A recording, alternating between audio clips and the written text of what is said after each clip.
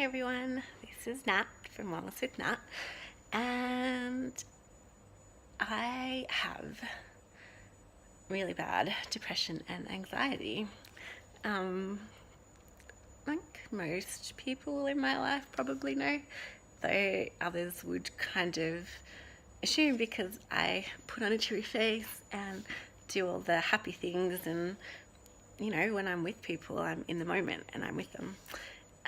But I've actually been struggling pretty bad probably since April last year. So this is recorded mid-February 2018. And yeah, it all started from when I pinned my hope on eyesight returning. And then it just snowballed. Like, it's really interesting. And I can't control it. Hey, that the doctor, I can control it momentarily, and there's medication that controls it, which I just started taking this year, which is helping me sleep finally, so that's amazing. What's not amazing is the 5 kilos I have put on since I've started taking the medication 7 or 8 weeks ago. Fuck, it's killing me. And then you end up in this vicious cycle where you are tired, and you're tired from the anxiety, and you're tired from the depression, and so you crave a quick fix to fill you up and give you energy. And I've noticed that I've been using my mindful techniques and what I coach my clients on about being mindful of a habit, and I'll get tired, and I'll be like, oh no, it's only 11 a.m. I can't be tired yet. Or, oh no, it's 2 p.m. and if I go for a nap now, I've got to take my evening tablet at like 6:30 or 7, and then I'm going to be asleep within an hour.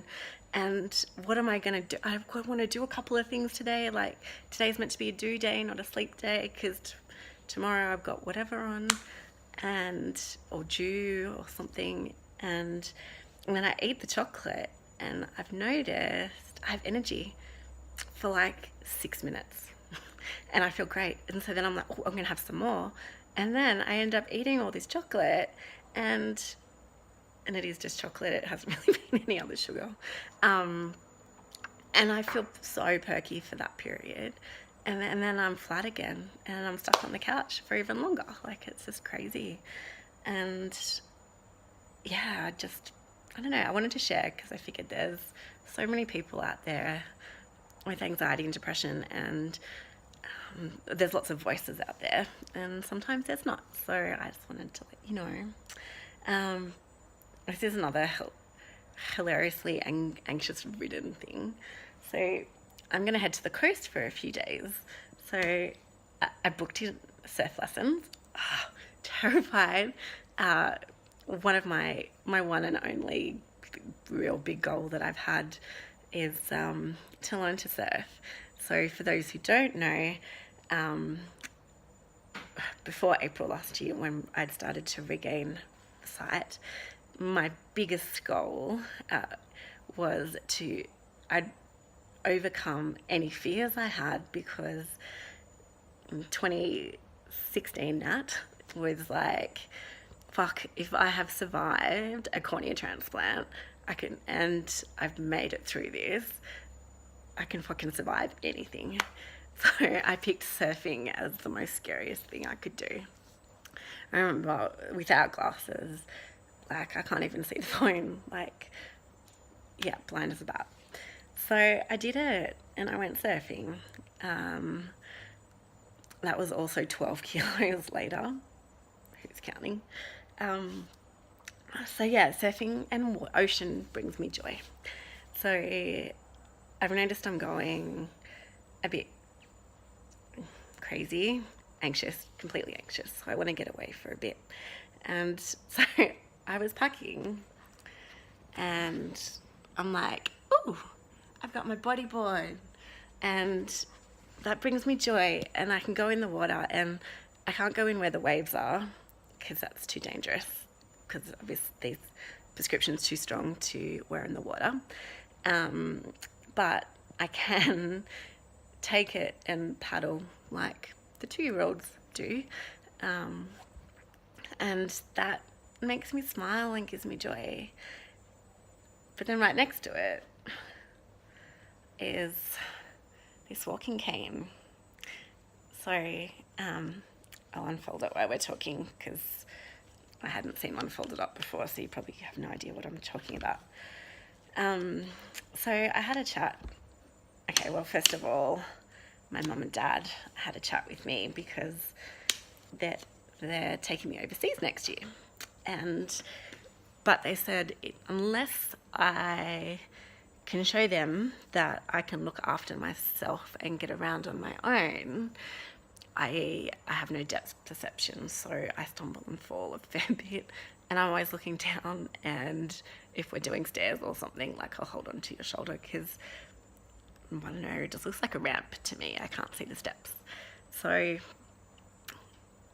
I was like, hell no. I'm like 30-something. There's no way that I'm going to have my parents have to walk, like stuck with my parents non-stop for 4 weeks. Ain't going to happen. So I spoke to Vision Australia, which I'm a client of, and my lovely accessible software trainer in JAWS, Don, and he put me in contact with a guy called Leo who works for Vision Australia. He's teaching me how to use this thing.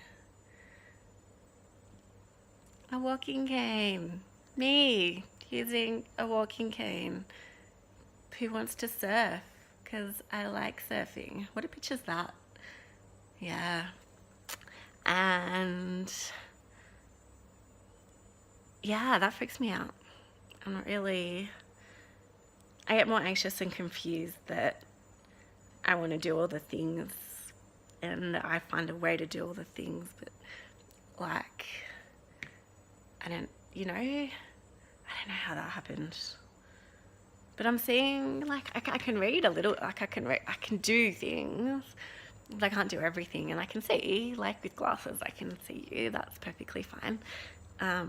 Yeah, so dealing with all that, ironically you'd think depression and anxiety because I'm 30-something moving in back home with my dad, but it's actually working out really well. We've got into a nice routine, and I cook and he cleans the dishes, and he listens to my stupid stuff all the time. So that's really good.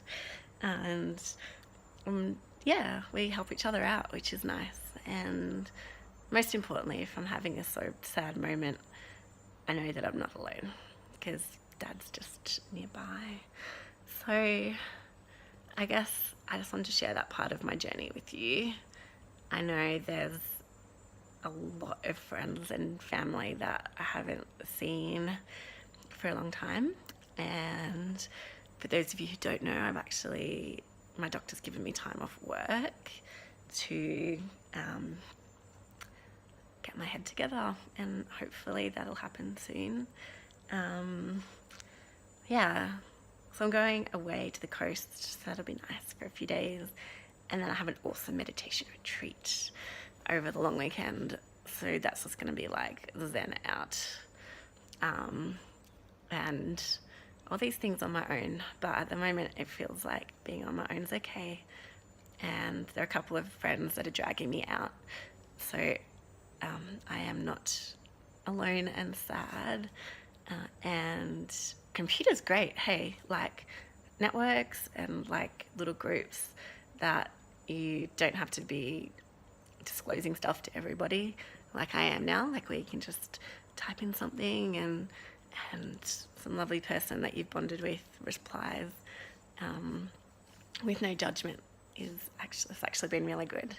So I've decided to rename, it's not really rebranding, but sort of renaming my Insight to Sight stuff and blogs, and call the Facebook page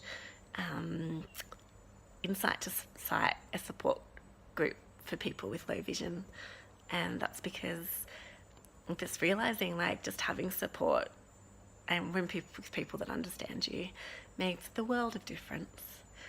So yeah, I'm going to probably go and eat, and it'd be nice to have wine, but I can't really drink on my medication, so that's out of the question.